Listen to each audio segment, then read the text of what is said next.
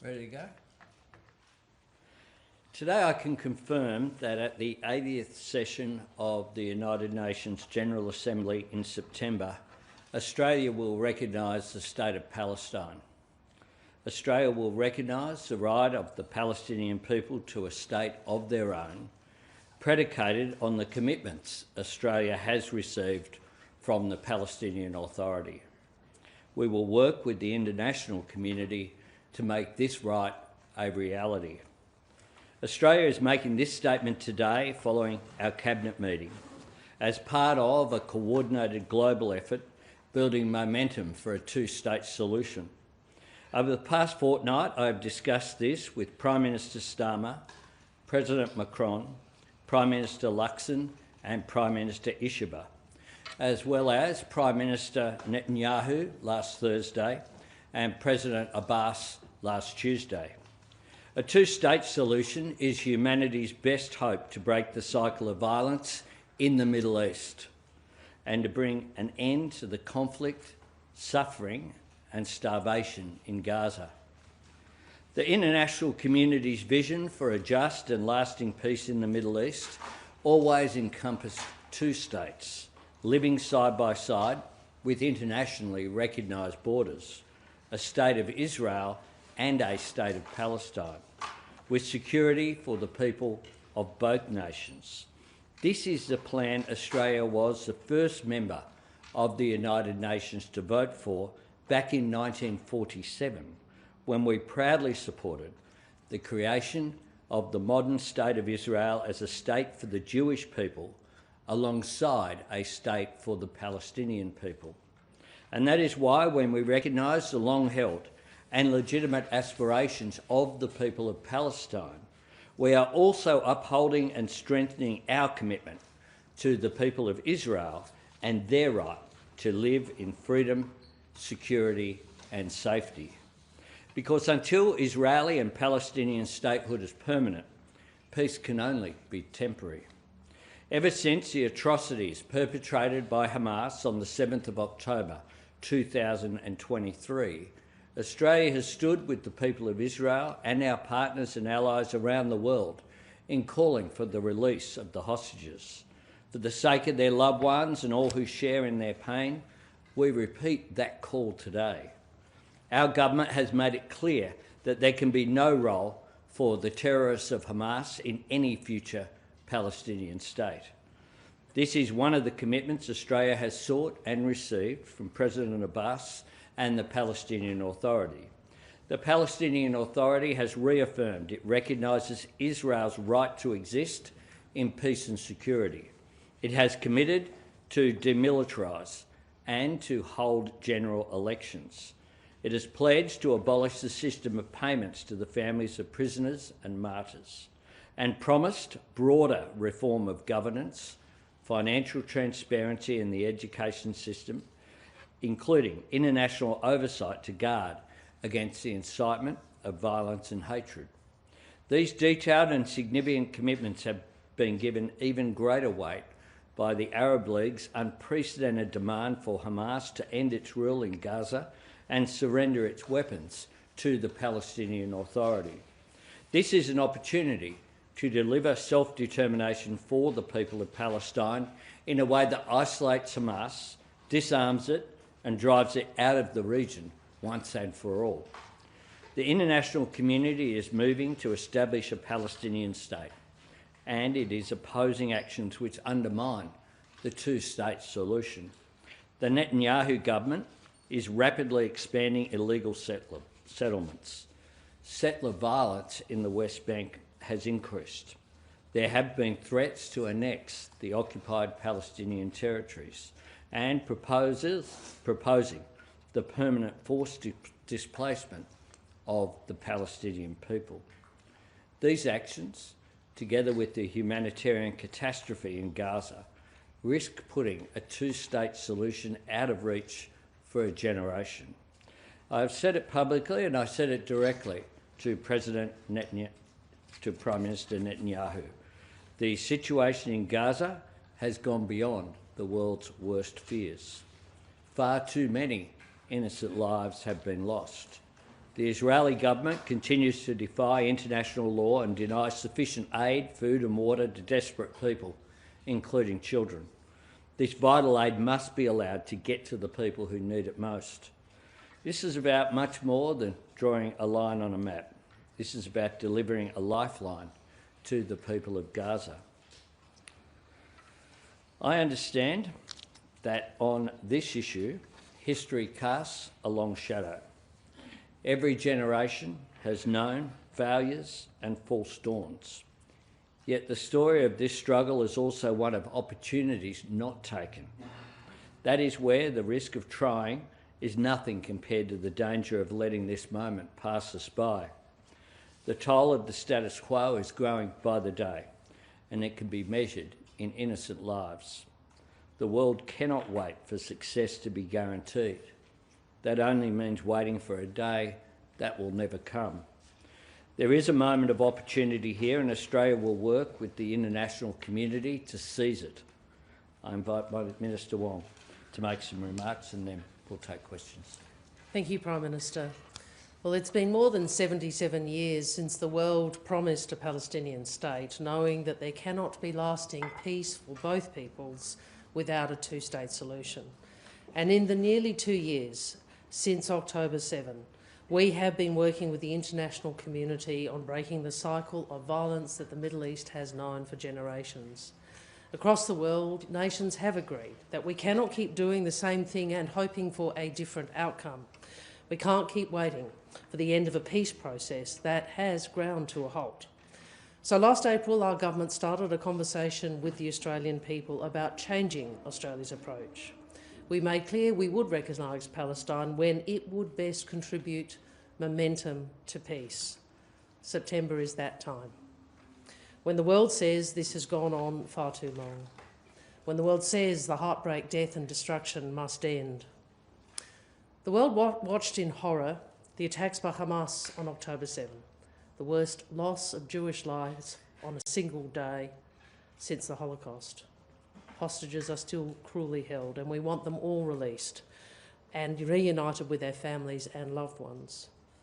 And the world has watched in horror since, as tens of thousands of Palestinian civilians are killed, thousands starving, the faces of children we cannot forget. Australians, people around the world, have been haunted by these images. We have always said that Palestinian civilians cannot be made to pay the price of defeating Hamas. But a whole population has been shattered. So this September, the international community has the chance to forge hope from despair as the world seizes the opportunities that are presented by the new commitments of the Palestinian Authority, and as the world seeks to support the Arab League's efforts to isolate Hamas. The Netanyahu government has ignored international opposition to its conduct of the war in Gaza. It's ignored international opposition to rapidly expanding illegal settlements that are extinguishing the prospect of two-state solution. And we know that two states is the key. It is the key to a just peace for Israelis and Palestinians alike. We also know this is not the end. It is just the beginning. There is much more work to do in building a Palestinian state.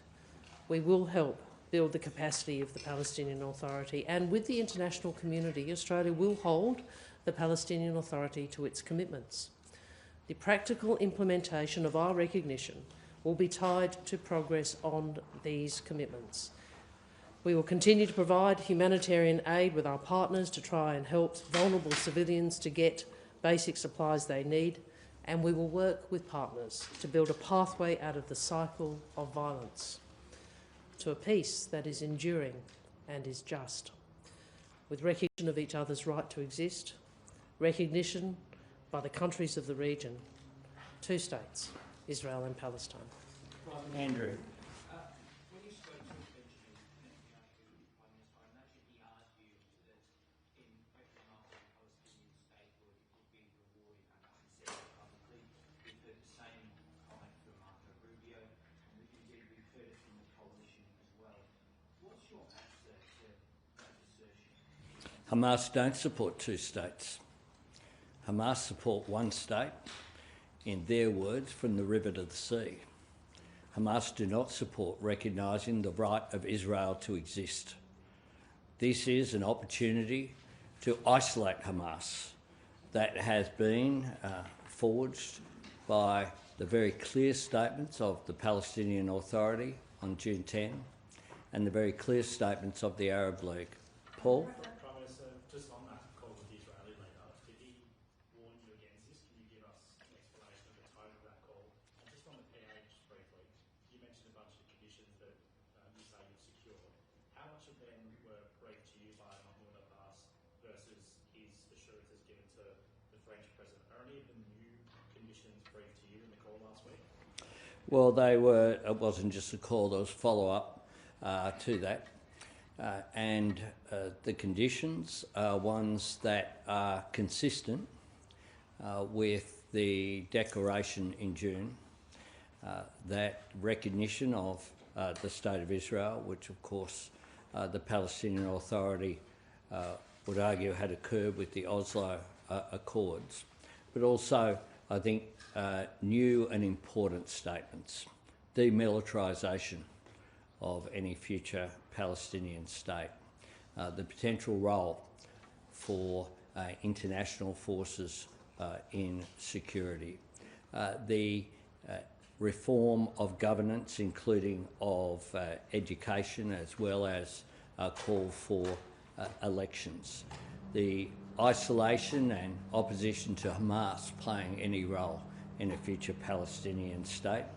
The discussion that I had with Prime Minister Netanyahu was one which was a civil discussion, and I thank him for the conversation that we had. It was a long discussion in the context of leaders' discussions can often be pretty brief, but we had an opportunity.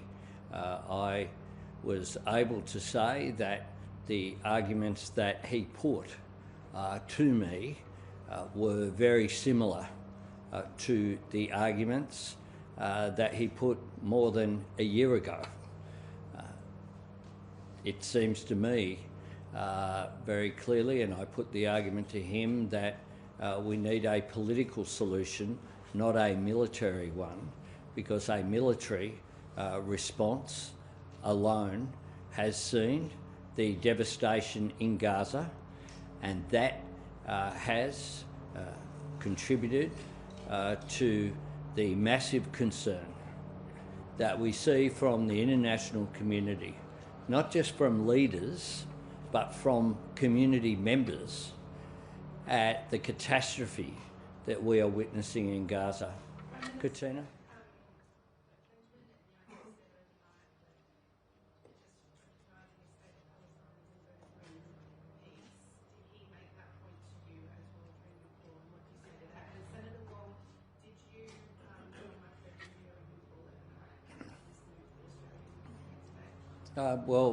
Prime Minister Netanyahu put arguments to me that consistent with what he has made internationally as well, publicly. I put arguments which are consistent with what I have said publicly over a long period of time as well. Yes, I spoke to Secretary Rubio ahead of the announcement, and as a matter of diplomatic courtesy, advised him of our intention to announce. Yeah. On the Rubio phone call, did you get any assurances that our decision on this will not affect the rest of the bilateral relationship with the US, given the Trump administration's opposition, not expecting any blowback on things like trade or AUKUS or anything else? We speak for Australia and we make our sovereign decisions, but you will see from the readout, I think, that the State Department have issued since the call. We spoke about a range of matters, including the Indo-Pacific and security in the Indo-Pacific, and I think you can discern from that that the project that we are engaged in with the United States and others, which is peace, stability and security in our region, is something we both remain very committed to. We'll go 1, 2, 3, and then we'll go over that side. Just on the conditionality that you expressed, Palestinian Authority, can you just clarify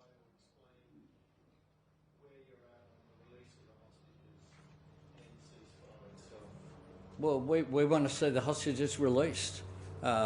We want to see the hostages never taken. I mean, my heart goes out to the families of those who are impacted by this. We want to see as well an immediate ceasefire. I think Australians want two things. I've said this before very clearly. They want the killing to stop. They want peace and security in the Middle East. They know this is a complex issue, but they also know that the violence has gone on for far too long. And the second thing they want is that they do not want conflict brought here to Australia. They want a harmonious community, which is what we have.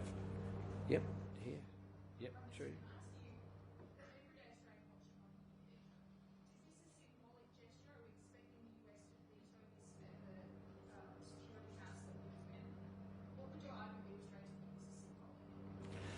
This is a practical contribution towards building momentum. This is not Australia acting alone.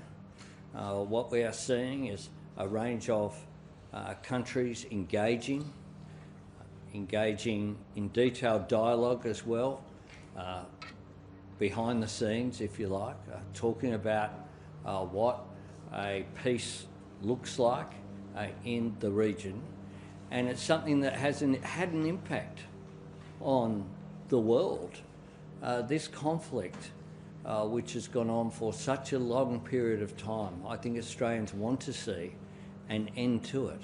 And an end to it can only be secured when both Israelis and Palestinians can live in peace and security. Okay?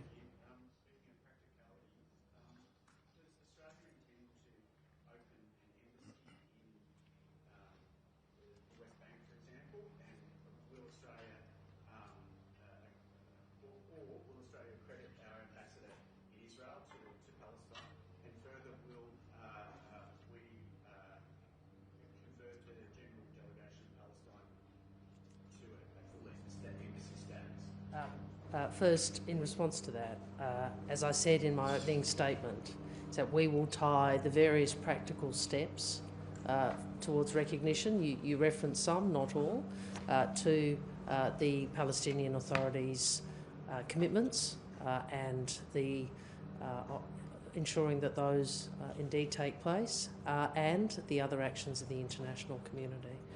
Can I just make this point in response to an earlier question? We have an opportunity as a nation to contribute to momentum towards two states, and that is the only prospect for peace. Anna. Prime Minister, there have been concerns raised, and perhaps you share them, that since the UK, Canada and France made their announcements, it's only emboldened the Netanyahu government in its actions. Do you have any concerns that making these announcements now is actually worse for civilians in the short term, given that the Netanyahu government seems committed to continue regardless of what the international community's message is?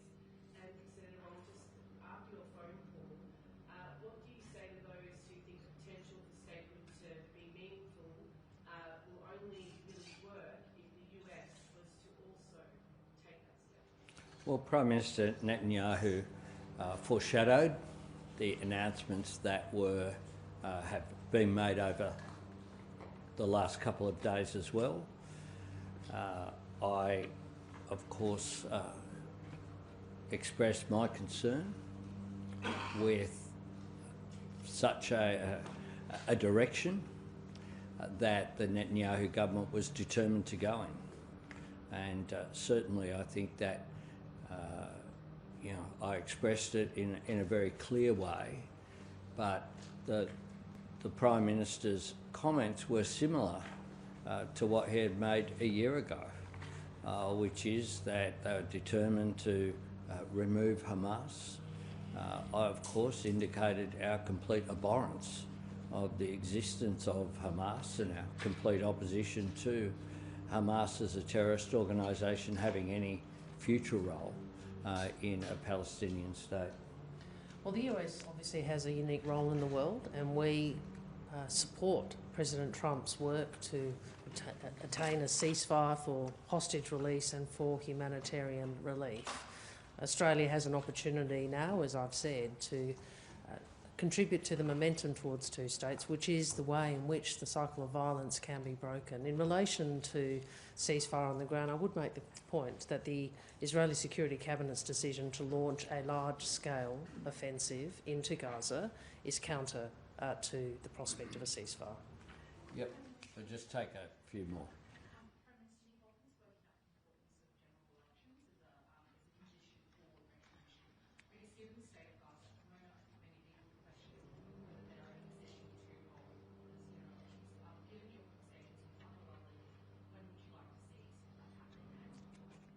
We'd like to see it happen as soon as possible, but we are in, that is one of the issues that will be debated going forward. It's a part of the reform of the Palestinian Authority, which is required. The PA have not had an election for some time, and when Hamas took over Gaza, of course, there was violence by Hamas against Palestinians as well. I do want to make this point. Hamas is not just an enemy of Israelis, it's an enemy of the Palestinian people as well. And their actions, including during the current conflict, where opposition to Hamas has been met with brutality, is recognised by not just by Australia but by the international community. Anna?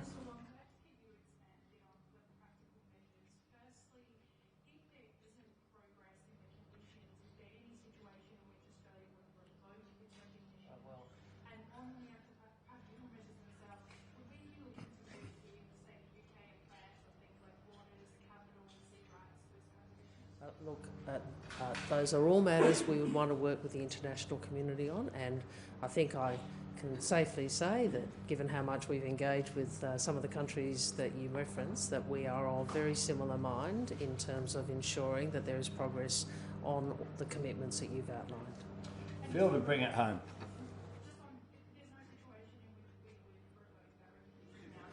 Well, our expectation is the international community will work with all parties to ensure not only that those commitments are adhered to, but there is progress towards two states. Again, I repeat, there is no sustained peace unless we see a two-state solution. I think we all know that.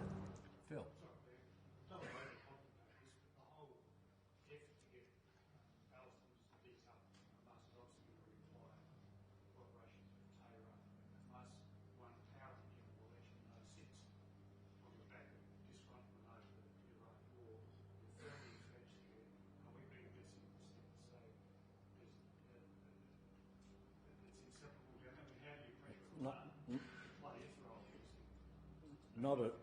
Not at all. I think that one of the key moments, if you like, when people will look at how we've got to where we are today, will be not just June 10, the statement by the Palestinian Authority, but importantly the statement by Arab nations, which was very historic.